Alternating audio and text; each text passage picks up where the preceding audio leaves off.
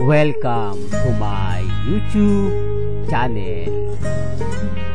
Kung bago ka lang sa channel na to at true-blooded Aldab Nation ka, tama po ang channel na pinuntahan mo. Kaya considering na po kitang bagong subscriber. At huwag mong kalimutan pindutin yung bell para lagi po kang updated sa bagong video na ilalabas ko. Salamat po sa iyong pag-click sa channel na to. Welcome back mga kaaldab. Ito na naman po ang inyong lingkod, si Mr. Destiny. At syempre, good vibes na naman po tayo kina Alden Richards at kay Maine Polkerson. Well, ito yung mga pambasag ko mga kaaldab sa mga naglalaba sa mga ine-edit na mga video ni na Catherine at ni Alden. At syempre yung mga issue na matatagal na nga po sa army. Nakikisawsaw din po yung army, no? Yung tipong ayaw din po nila magpahuli pagdating sa mga bali-balita. Etong mga photos na nakikita nyo, 101% legit po ito. Totoo po itong nangyari. Totoo po itong naganap. Ito po yung mga 2016 o 2015 hanggang 2018. Para lang po sa kaalaman ng lahat, sa mga nakakakita sa Instagram, sa Twitter, sa Facebook, dito lang po nila to kinuha. Kumuha po sila ng mga photos ni na Alden at ni Maine na sobrang sweet.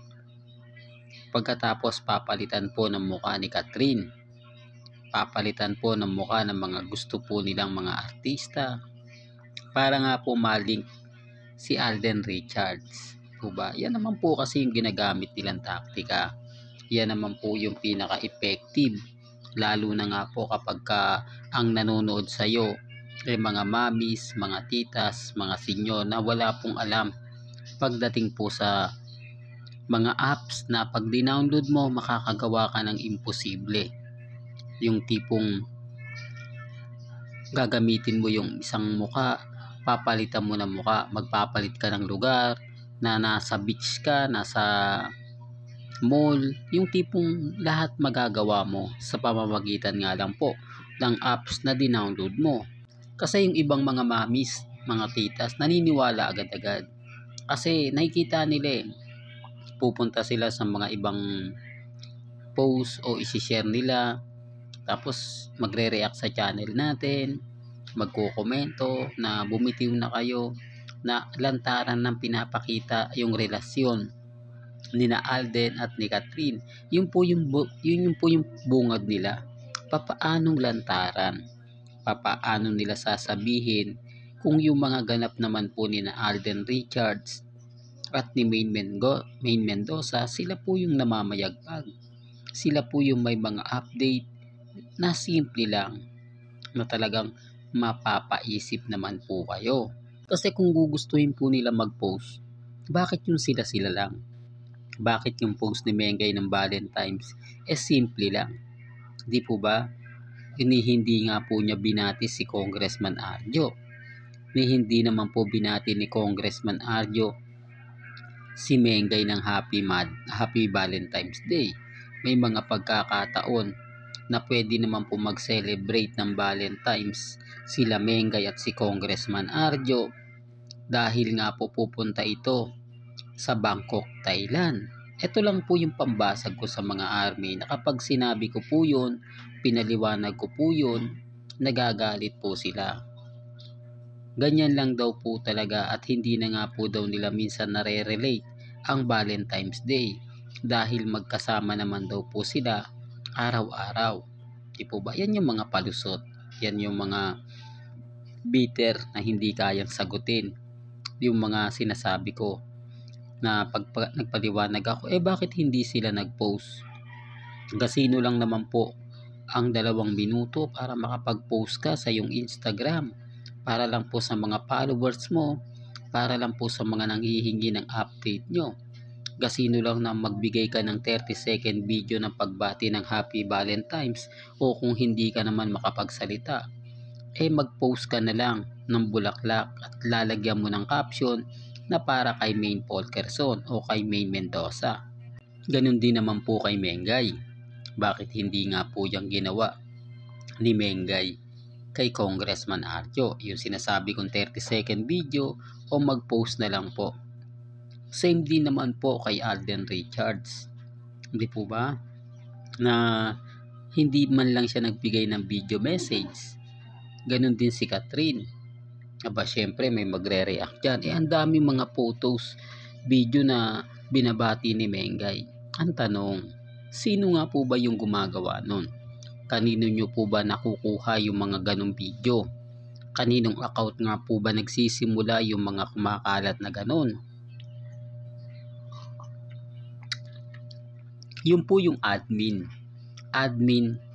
na sinasabing marami daw silang followers, marami daw po silang kumbaga army, marami daw po silang cut din. Paano naman kasing hindi dadami kung yung lagi niya nang pinapakita edited lang naman po? Madali talaga makakuha ka ng simpatya, lalo na po kung gagawa ka ng mga magic na gustong gusto ng mga cut din, kasi wala po talagang post, walang ganap, walang ganito, walang ganon, diba? Kaya nga sabi nila, hanggang kailan daw po ang cut din? Tatatag ba ito gaya ng Aldab o susuko na lang po sila? Sabi ko nga po sa inyo, pag nilabas na po yung comeback nila Katnil, dyan lang naman po sila susuko, dyan lang naman po sila kumbaga matatalo. Kasi sa ngayon, kahit anong sabihin natin, kahit anong ipaliwanag ko, magiging bitter lang po talaga ako sa kanila. Gaganti sila mga ka-Aldab kapag ka nababati ko sila, pupunta sila sa channel natin, maghahanap sila ng makakaaway, di po ba, na kapag may nag-react sa kanila, magpapakita sila ng mga picture, video na magpapatunay na masayang masaya sina Alden at si Catherine. Inedit lang naman po yun. Imposible naman po yun habang ini-interview si Alden, bigla niyang hahalikan si Catherine, at ganun din naman po si Catherine, bibigay si Catherine. Common sense na lang po mga Aldab sa mga kwento na nilalabas nila. Although sabihin natin marami silang napapaniwala, wala naman pong problema yun eh. At least sa bandang huli sila rin po naman ang mawawalan, hindi po tayo. Diba? Kasalanan naman po ng mga umasa at gumawa ng video na napaniwala nila. Sa palagay nyo mga ka-Aldab, sino yung sa tingin yung pinagtatawanan? Alam niya sa sarili niya, yung pinost video niya, inedit niya lang yun. Walang katotohanan yun at hindi totoo yun. Pero marami nagko-komento na talagang natutuwa siya dahil umaayon nga sa plano niya yung mga bagay-bagay, lalo pang tumadami daw po ang followers niya. Sabi ko nga po sa inyo, BBTO pa ba yan? Yung mga admin na yan. Yung admin nga po wala na eh. Bihira na mag-post yung admin ng Armin Fanatics. Kaya nga po ako binabanatan eh. Kaya ang ginagawa nila, pumupunta na lang po sa channel natin, binabatikos po tayo. Pero kung titignan nyo, sa totoo lang po, sino nga po ba yung mas may updated? Sino nga po ba yung talagang laging nagbibigay ng mga post sa social media? Hindi po ba tayo? Nasaan nga po ba yung Armin? May post po ba ng Valentine's para sa Armin? Hindi po ba wala? Hindi po ba umasa sila sa wala? Yung ine-expect nila na pagbibigyan sila ni Congressman Arjo, yung pagbibigyan sila ni Mengay, yung pagpunta ni Congressman Arjo para bisitahin o samahan si Maine Polkerson, hindi po ba malaking achievement yon para sa mga fans? Pero bakit hindi po ginawa? Maraming mga katanungan mga ka-Aldab na hindi nga po talaga kaya sagutin ng mga army. Pero wala eh, andun na yan eh. Andun na yung point na paninindigan na po nila yan. Hindi po ba? Walang ganito na lang po ang ating latest updates. Kaya kung gusto nyo pa po ng pinaka-latest at sariwang update, abay tumutok lang po kayo dito po sa channel ni Mr. Destiny para updated po kayo sa mga bago at sa mga latest na i-upload po natin maya-maya lang. Kaya kung bago ka lang sa channel na to at isa kang true-blooded Altab Nation na nagmamahal kina Mengay at Isoy, tama po ang channel na pinuntahan mo. Kaya consider na po kitang bagong subscriber. At huwag mong kalimutang i-share ang mga video po natin sa mga mami, sa mga titas, at sa mga senior. Hanggang sa muli, salamat po sa panonood at pakikinig.